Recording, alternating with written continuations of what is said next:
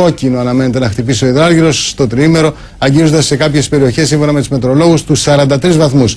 Λεπτομέρειες θα μας δώσει ο Θοδωρής Κολιδάς, που είναι στην τηλεφωνική γραμμή. Θοδωρή.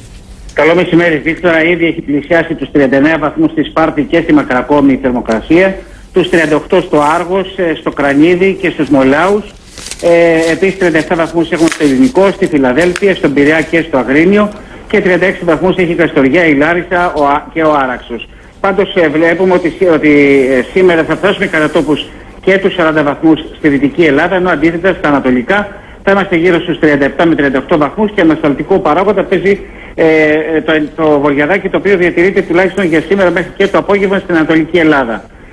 Πάντως από το απόγευμα οι άνεμοι θα εξασθενήσουν, και έτσι αύριο, αν προχωρήσουμε στην αυριανή μέρα, στο εσωτερικό της υπηρετικής χώρας θα έχουμε αρκετά υψηλές θερμοκρασίες, θα φτάσουν κατά τόπους στους 42 με 43 βαθμούς. Ενδεικτικά να αναφέρουμε ότι θα έχουμε σε Άστρος, Τρίκαλα, Άργος, Λάρισα, Λαμία 42 με 43 βαθμούς, 40 με 41 βαθμούς σε Αγρίνιο, Γιάννενα, Αθήνα, Θεσσαλονίκη, Σέρες και Τρίπολη, ενώ στους 38 με 39 περίπου βαθμούς θα έχουν οι υπόλοιπες υπηρετικές περιοχές, ενδεικτικά να πούμε στην Αλεξανδρούπολη, το Βόλο, την Καβάλα, την Καλαμάτα, την Κέρκυρα, τη Φλόρινα, την Καστοριά και τη Μυτιλήνη.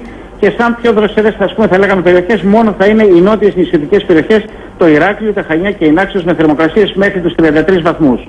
Τώρα την Κυριακή θα αρχίσει να υποχωρεί η θερμοκρασία στη Δυτική και τη Βόρεια Ελλάδα, ωστόσο στα νότια, δηλαδή σε περιοχή της Πελοποννήσου, όπως είναι το Άργος, το Άστρος, θα έχουμε κατά τόπου 40 με 42 βαθμούς, και στην Τρίπολη.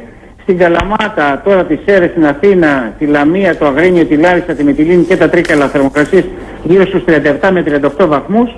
Και παράλληλα θα πρέπει να πούμε ότι θα ενισχυθούν σημαντικά οι άνεμοι από το απόγευμα και από τα δυτικά. Θα φτάσουν τα 6 με 7 θα είναι βορειοδυτικοί άνεμοι, και τοπικά στο Ιόνιο και 8 μποφόρ, και θα οδηγήσουν τον υδράγιο σε χαμηλότερες τιμές. Έτσι πλέον το Μελτέμι θα είναι αισθητό τη Δευτέρα σε όλη τη χώρα, όπου θα πέσει και η θερμοκρασία σημαντικά και θα επανέλθει σε κανονικές και την εποχή